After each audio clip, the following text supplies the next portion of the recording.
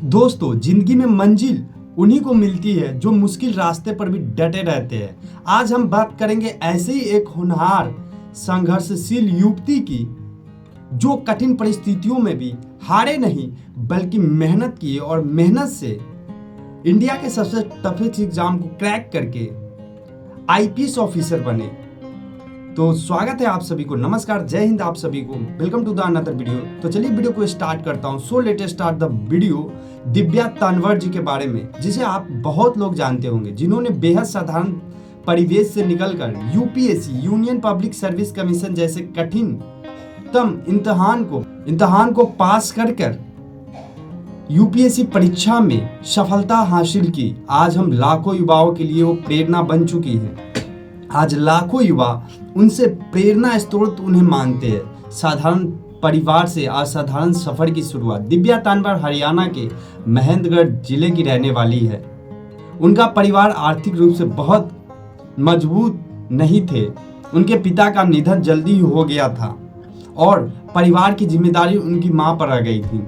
उनकी मां ने घर घर जाकर सिलाई और ट्यूशन पढ़ाकर घर चलाया और उसके बाद वो पढ़ी, मेहनत करी, हार्डवर्क करी और हार्डवर्क का ये नतीजा रहा कि वो यूपीएससी क्रैक कर दी।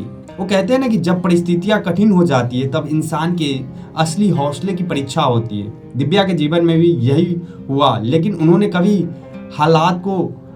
अपने हालात पे कभी रोना नहीं उनको आया। उन्होंने हालात से लड़ना सीखा और उसी से अपनी ताकत बनाई। पढ़ाई का संघर्ष और आत्मविश्वास, सेल्फ कॉन्फिडेंस भी होना बहुत जरूरी है।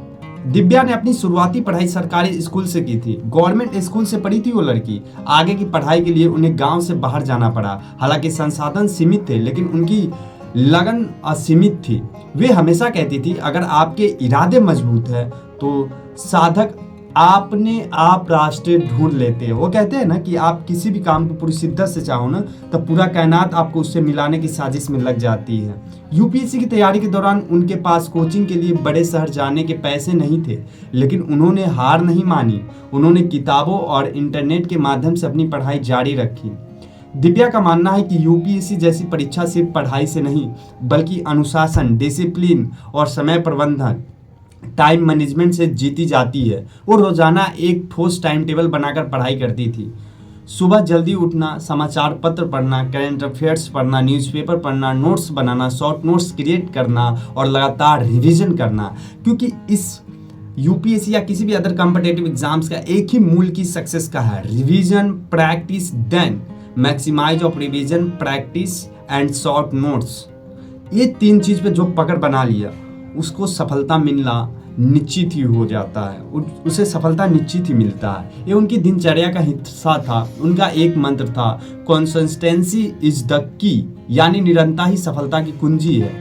दिव्या की सफलता के पीछे उनकी मां का योगदान बहुत बड़ा था। उनकी मां ने हर हाल में उन्हें पढ़ाई करने के लिए प्रेरित किया। घर के कामकाज से लेकर आर्थिक तंगी तक मां ने सब अकेले सहा ताकि बेटियां पढ़ लिख कर आत्मनिर्भर बन सके। दिव्या अक्सर कहती थी, मेरी सफलता सिर्फ मेरी मां ही नहीं, यह मेरी मां के त्याग और मेहनत का परिणाम है। यूपीएससी जैसी परीक्षा में जहां कई लाख अभ्यर्थियों को सफलता पाने में सालों लग जाते हैं, वही दिव्या तन्वर ने इसे अपनी पहली कोशिश में पास कर दी। देखो, यूपीएससी एक ऐसा एग्जाम है जहाँ पे लाखों की संख्या में जो है एस्पिरेंट पार्टिसिपेट करते हैं और कुछ चुनिंदे लोग ही वहाँ पे सफल हो पाते हैं। लेकिन दिव्या तन्वर एक ऐसी लड़की है जो हार्डवर्क करती है। उस गांव के पृष्ठभूमि, ग्रामीण रूरल बैकग्राउंड से आती है, ग्रामीण पृष्ठभूमि से आती है, मेहनत करती है, कठिन परिश्रम करती है, हार्डवर्क करती है, स्ट्रेटेजी बनाती है और फर्स्ट अटेम्प्ट में, पहले प्रयास में ही यूपीएससी को फोड़ देती है। जहाँ कई अभ्यर्थियों को सफलता पाने में सालों लग जाते, वहीं दिव्या तन्वर ने इसे अपनी पहली कोशिश में पास की, फर्स्ट अटेम्प्ट में ही क्रैक कर दी। यह अपने आप में एक बहुत बड़ा उदाहरण है कि अगर मेहनत सच्ची हो तो तैयारी योजनाबद्ध हो और मन में आत्मविश्वास हो तो कोई भी बाधा बड़ी नहीं होती। कोई भी इम्तिहान छोटा या बड़ा नहीं होता, मेहनत छोटी और बड़ी होती है। उन्होंने साल 2021 में UPSC union public service commission, संघ लोक सेवा आयोग, सिविल सर्विसेज एग्जाम में शानदार सफलता पाई और पूरे देश में अपना नाम रोशन किया। 2021 में फर्स्ट अटेम्प्ट में ऑल इंडिया रैंक 438 लाई थी, 438वीं रैंक लाई थी और उसके बाद फिर सेकेंड अटेम्प्ट दी जिसमें उनका जो रैंक आया था 105 आया था, बट किसी कारणवश जो है वो आईएएस नहीं बन पाई। कोई मतलब डॉक्यूमेंट वेरिफिकेशन में इशू हो गया, जिनके कारण बस जो है वो आईएएस नहीं बन पाई, लेकिन वो यूपीएससी सेकेंड अटेम्प्ट में भी क्रैक कर दी। अभी वो आईपीएस ऑफिसर है और मणिपुर में अपनी सेवा दे रही है। उन्होंने साल 2021 में यूपीएससी सिविल सर्विसेज एग्जाम को शानदार सफलता पाई और पूरे देश में अपना नाम रोशन किया। दिव्या तानवर की जीवन यात्रा हमें कई महत्वपूर्ण सबक सिखाती है। पहला, परिस्थितियाँ कभी भी समस्या नहीं होती। देखिए, कैसी भी परिस्थितियाँ है, कैसे भी कंडीशन है, हार मानना कोई सलूशन नहीं। Don't give up, never give up. आपको निरंतर मेहनत करना, प्रयास करते रहना। असली समस्या हमारा नजरिया होता है। साधारण नहीं, संकल्प चाहिए। साधन नहीं बल्कि संकल्प चाहिए। संकल्प होना चाहिए, दृढ़ इच्छा शक्ति होना चाहिए। सीमित संसाधनों के बावजूद उन्होंने हार नहीं मानी। नंबर 3, अनुशासन और निरंतरता। हर दिन छोटे छोटे कदम ही बड़ी मंजिल तक ले जाते हैं। माँ बाप का आशीर्वाद और त्याग, परिवार की प्रेरणा सबसे बड़ा सहारा होती है। नंबर 5, स्वयं पर विश्वास रखें। अपने जो है मेहनत पे विश्वास करो। कहते हैं ना कि I believe in work my self. स्वयं के हार्ड वर्क पे विश्वास रखिए। वो कहते हैं ट्रस्ट योर सेल्फ। खुद पे भरोसा होना चाहिए यार, उसके बाद आप कुछ भी कर लोगे। इंटेलिजेंट कुछ नहीं होता। आपके अंदर अगर कुछ करने का जुनून है, जज्बा है, हौसला है, तो इंटेलिजेंट चल के आता है। कोई भी जो है बचपन से ही इंटेलिजेंट नहीं होता। वो हार्डवर्क करते हैं, मेहनत करते हैं, अपने पास्ट के ऊपर काम करते हैं, फ्यूचर के ऊपर काम करते हैं, तब जाके वो बेहतर इंसान बनते हैं, कोई भी इंसान हो।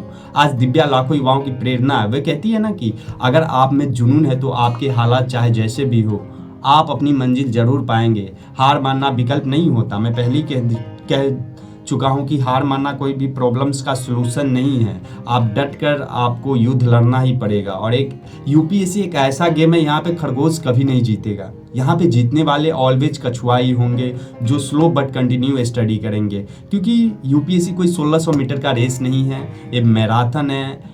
इनके सिलेबस कवर करने में काफ़ी 1 से 1.5 साल टाइम लग जाता है। तो ये जो है थोड़ा लॉन्ग टाइम मांगता है यार, दे दो।